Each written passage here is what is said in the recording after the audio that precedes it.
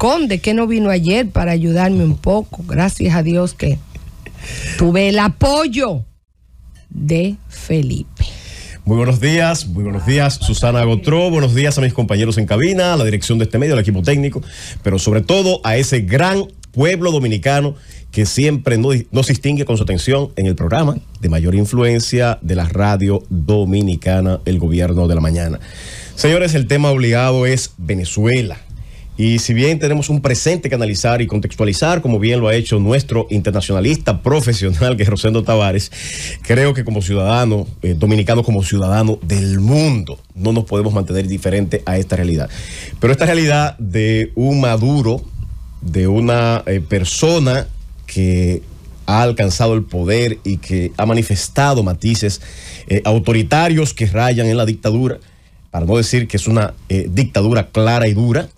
Debemos ver un poco la historia de este personaje que hoy lamentablemente dirige los destinos de nuestro hermano país Venezuela.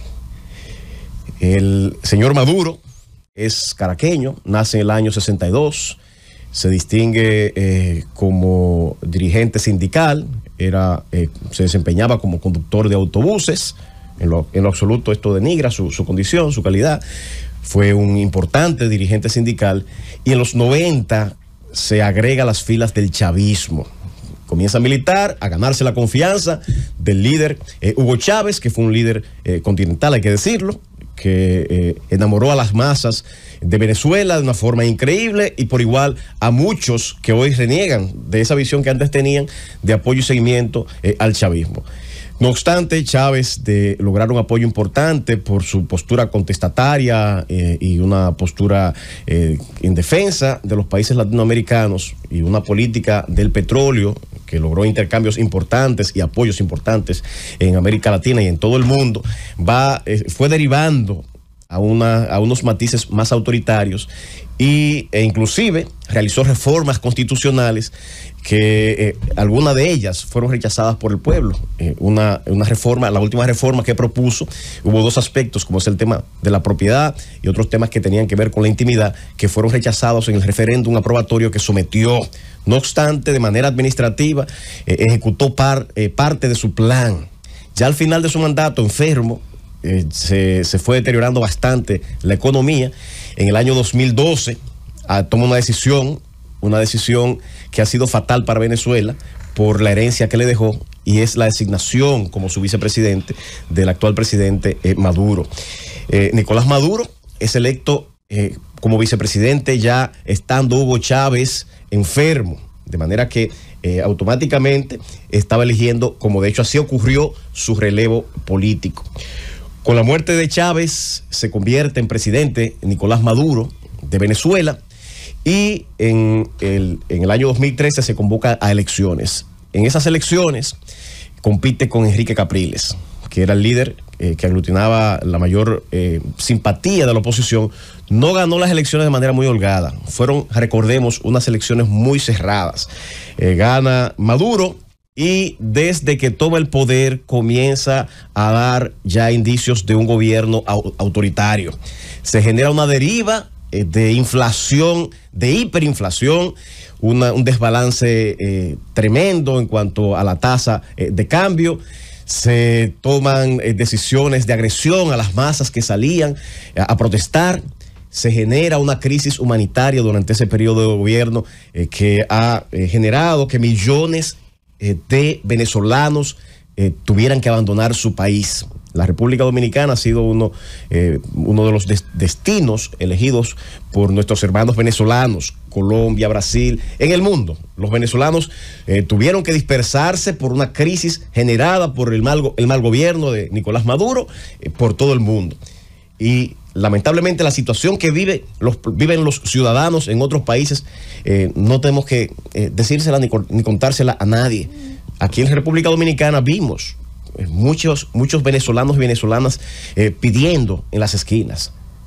Todavía están en nuestro país y qué bueno, porque muchos de ellos tienen un alto nivel de formación académica y lo que han enriquecido en gran medida la mano de obra que brindan en la República Dominicana. Hay contables, hay profesionales, pero también, como todo, también se filtran uno que otro ciudadano que viene a realizar actividades que no son lícitas. Todo eso también ocurre en estos procesos de desbandada que se producen en los países.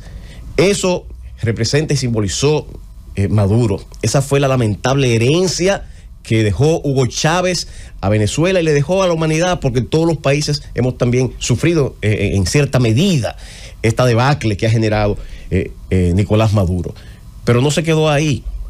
Como no tenía el control absoluto de la Asamblea Nacional, convocó una asamblea constituyente para dar un golpe de Estado a esa asamblea nacional que le estaba sirviendo de contrapeso. Recuérdense que decía que en el 2013 hubo una elección muy reñida, por tanto la oposición tenía cierto control, o podía establecer ciertos controles de las acciones autoritarias, las acciones desafortunadas que se impulsaron desde ese gobierno de Nicolás Maduro. Sin embargo, buscó esta herramienta, llamó a una asamblea constituyente, y esa asamblea constituyente precisamente generó ese golpe de Estado a esa Asamblea Nacional. Recordemos que como reclamo, Guaidó se levantó y se proclamó que era el presidente de la Asamblea, se proclama como presidente para generar un contrapeso y una ola de reclamo en la sociedad venezolana. Esa declaratoria en el 2019 de Guaidó como presidente efectivamente genera adhesiones de muchos países del mundo. En el 2019 precisamente toma posesión en enero de su segundo mandato Nicolás Maduro. Hubo una elección en el 2018 y en ese 2018 fueron bastante cuestionadas esas elecciones, pero conforme a los resultados del órgano electoral venezolano, ganó Maduro. No obstante, con los cuestionamientos que se generaron tanto en ese proceso electoral como en ese golpe de Estado que hizo o que quiso dar con la Asamblea Constituyente a la Asamblea Nacional, Guaidó se declara presidente. Todos fuimos testigos de las olas de reclamos, de protestas que se protagonizaron en Venezuela.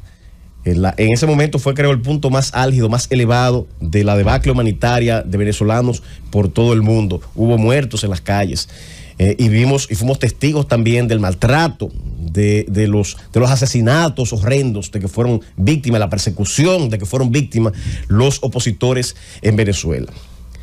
En estas elecciones del 2024, hay que decir que esas protestas, esos reclamos, como bien anunciaba Rosendo, fueron amainando. O sea, los pueblos no pueden mantenerse lamentablemente en un estado constante de alerta, de reclamo, aunque todos pensábamos que sí, que las masas iban a darle un golpe a ese gobierno autoritario, a esa dictadura de Maduro.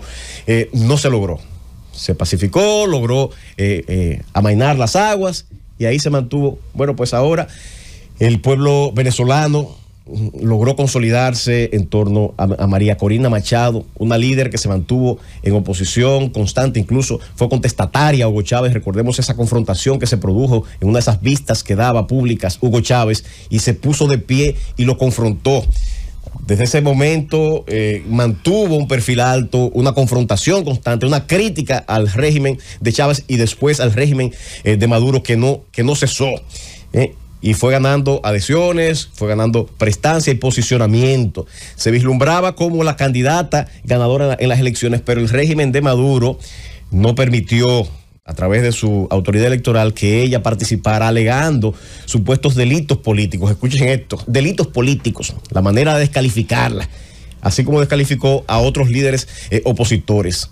No obstante, se pusieron de acuerdo y fueron capaces, como una agrupación de partidos políticos, la llamada Plataforma Unitaria Democrática, PUD, lograron consolidar una candidatura, la de Edmundo González Urrutia. Edmundo González Urrutia fue la figura que logró llevar la oposición unificada para de alguna manera contrarrestar el efecto negativo de no permitir a Corina Machado ser la candidata presidencial. Esa fórmula en todas las encuestas se daba como favorita.